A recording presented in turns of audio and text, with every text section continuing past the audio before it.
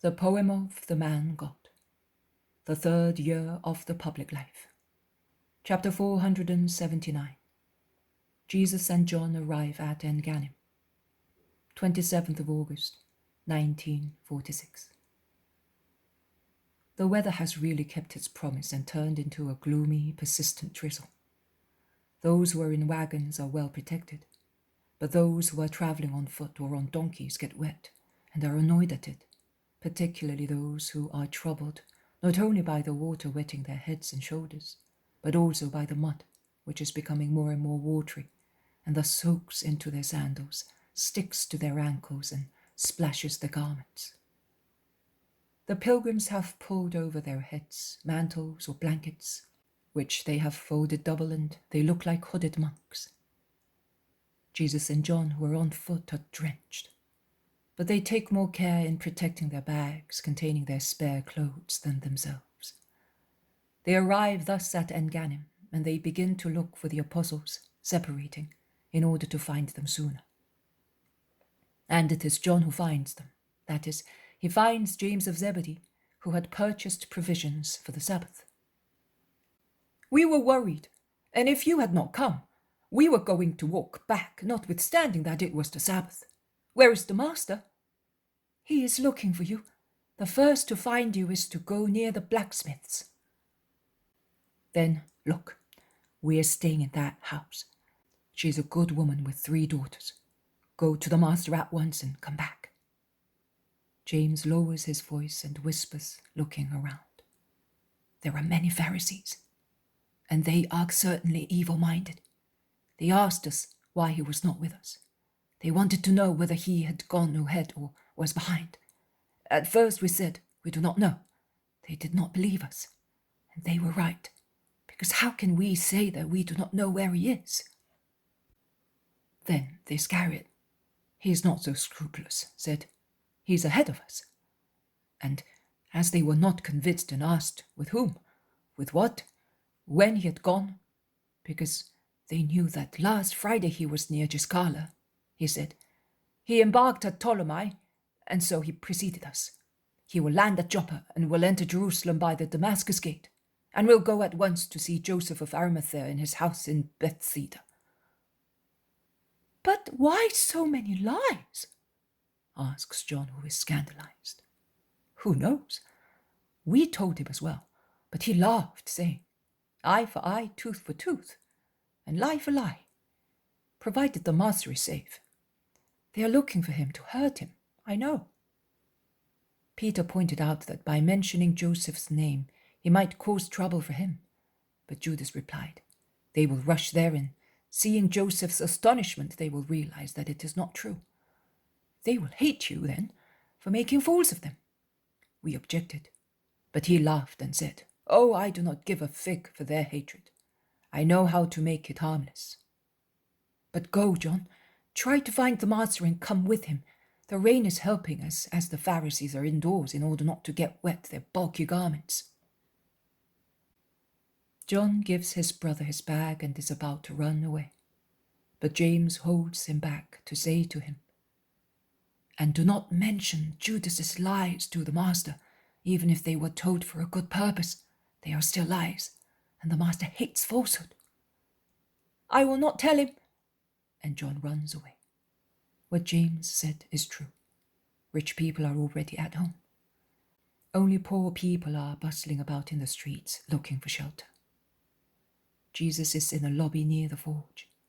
John approaches him and says, "Come quickly, I found them. We shall be able to put on dry clothes." He does not say anything else to justify his hurry. They soon arrive at the house. They go in through the door left ajar. Immediately behind it are the 11 apostles, who crowd round Jesus as if they had not seen him for months. The landlady, a little withered, shrunken woman, peeps at them through a door ajar. "Peace to you," says Jesus, smiling, and he embraces them all with the same fondness. They all speak at the same time, wishing to tell him so many things, and Peter shouts, "Be quiet and let him go! Don't you see how wet and tired he is?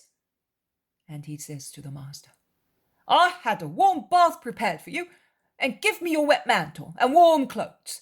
I took them from your bag.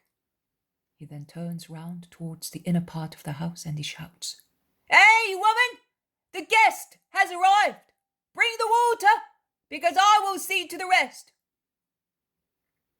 And the woman, as timid as everybody who has suffered, and it is clear from her countenance that she has suffered, passes through the corridors silently, followed by 3 girls who are like her in thinness and countenance, to go into the kitchen and get the cauldrons full of boiling water. Come, master, and you too, John. You were as cold as drowned bodies. I had some juniper boiled with vinegar, and I put it in the water. It is good for you. In fact, the smell of vinegar and other aromas has spread from the cauldrons as they passed by. Jesus, upon entering the little room in which are 2 large tubs, that is 2 small wooden vats, probably used as wash tubs, looks at the woman going out with her daughters and greets her. Peace to you and to your daughters, and may the Lord reward you. Thank you, Lord, she replies, and she slips away. Peter goes in with Jesus and John. He closes the door and whispers, Remember that she does not know who you are. We are pilgrims, all of us, and you are a rabbi. We are your friends, which is true, after all. It isn't. Of course. It is but a half-hidden truth. Too many Pharisees and too interested in you. Act accordingly. We shall speak later. And he leaves them alone and goes back to his companions who are sitting in a little room. And now, what shall we tell the master? If we tell him that we lied, he will be grieved. But we cannot hide the truth from him, says Peter. Do not sacrifice yourself. I lied, and I will tell him. And you will make him even sadder. Have you not noticed how depressed he is? Yes, I have. But that is because he is tired. In any case, I can also say to the Pharisees, I told you a lie. That is a trifle. The important thing is that he may not suffer. I would not say anything to anybody. If you tell him, you will not keep it a secret. If you tell them, you will not be able to save him from their snares, remarks Philip. We shall see, says Judas confidently. A short time later, Jesus comes in wearing dry clothes and refreshed by the bath. John follows him. They speak of everything that happened to the apostolic group and to the master and John. But no one mentions the Pharisees until Judas says, Master, I know for certain that those who hate you are looking for you. And in order to save you, I spread the rumor that you are not going to Jerusalem along the usual route, but by sea as far as Joppa. They will rush there. But why lie? And why do they lie? But they are they, and you are not. You ought not to be like them. Master, I am only one thing, one who knows them and who is fond of you. Do you want to be ruined? I am ready to prevent that. Listen to me carefully and hear my heart speak to you through my words. You shall not go out of here tomorrow. Tomorrow is the Sabbath. All right, but you shall not go out. You will rest. Everything but sin, Judas. No consideration will make me agree to neglect sanctifying the Sabbath. Let them do what they want. I will not sin. If I did, in addition to my sin, which would weigh on me, I would put in their hands a weapon to ruin me. Do you not remember that they already say that I violate the Sabbath? The master is right, say the others. All right. You can do what you like on the Sabbath, but not with regard to the road. Do not let us take the road that everybody takes, master. Listen to me. disorientate them. Now listen, what do you know exactly, since you speak so much? Shouts Simon, shaking his short arms. Master, tell him to speak. Peace, Simon.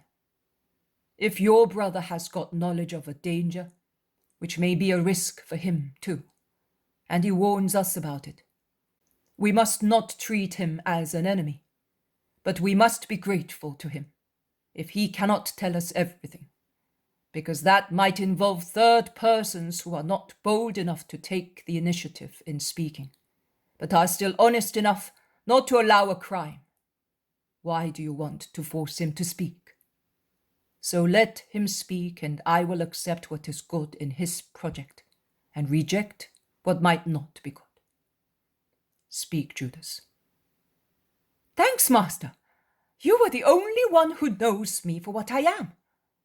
I was saying, we could proceed safely within the borders of Samaria, because Rome rules more in Samaria than in Galilee and Judea, and those who hate you do not wish to get into trouble with Rome. But I say that in order to puzzle spies, we should not follow the direct route, but departing from here, we should turn our steps towards Dothan, and then, without going to Samaria, we should cut across the country and pass through Shechem, then down to Ephraim, along Mount Adamim and Cherith, and then proceed to Bethany. A long and difficult road, particularly if it rains. Dangerous! The Adamim! You seem to be seeking danger. The apostles are not enthusiastic. But Jesus says, Judas is right. We shall go that way. Afterwards, we shall have time to rest. I have still other things to do before the hour comes and is perfect, and I must not, out of stupidity, put myself in their hands until everything is accomplished. We shall thus call on Lazarus. He is certainly very ill and is waiting for me. You may have your meal. I am withdrawing. I am tired. Not even a little food? You are not ill, are you? No, Simon, but I have not slept in a bed for 7 nights. Goodbye, my friends. Peace be with you. And he withdraws. Judas is overjoyed. See, he is humble and just, and he does not reject what he feels is right. Yes, but do you think that he is happy? Really happy? I don't, but he realizes that I am right. I would like to know how you managed to become acquainted with so many things, and yet you have always been with us.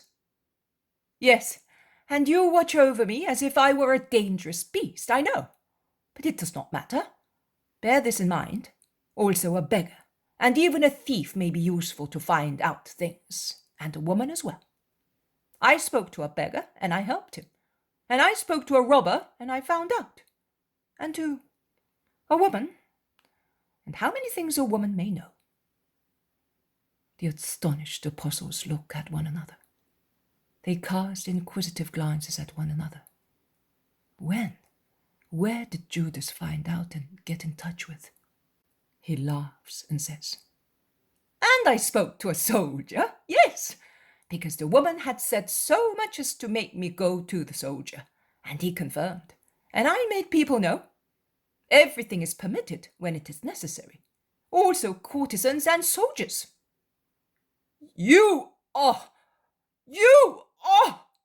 exclaims Bartholomew, repressing what he was about to say. Yes, I am. Nothing more than myself. A sinner, according to you. But I, with all my sins, serve the master much better than you do. In any case, if a courtesan knows what Jesus' enemies want to do, it means that they go to courtesans or they have them. Ballerine or mimes or amuse themselves. And if they have them close at hand, I can have them as well. See? She was useful to me. You must consider that at the borders of Judea, he might have been caught. And since I avoided that, you ought to say that I was wise. They are all pensive and take their food listlessly. Then Bartholomew stands up. "Where are you going?" "To look for him. I do not believe that he is sleeping. I will take him some warm milk, and I shall see." He goes out and is absent for some time. He comes back. "He was sitting on the bed, and was weeping. You have grieved him, Judas, just as I thought." "Did he say that? I will go and explain." "No, he did not say that. On the contrary, he said that you have your merits too. But I understood him. Do not go, leave him in peace." "You are all fools. He suffers because he is persecuted and hinders in his mission. That is the reason," replies Judas in a rebellious tone. And John confirms. "That is true. He wept also before joining you. He is suffering bitterly, also because of his mother, his brothers, the unhappy peasants. Oh, such deep grief. Tell us." "It is grievous to leave his mother, and to see that he is not understood, that no one understands him, and it grieves him that Johannan's peasants—" "Yes, it is really sad to see them. I am glad that Marcian did not see them. He would have suffered and hated the Pharisee," says Peter. "But have my brothers made Jesus suffer again?"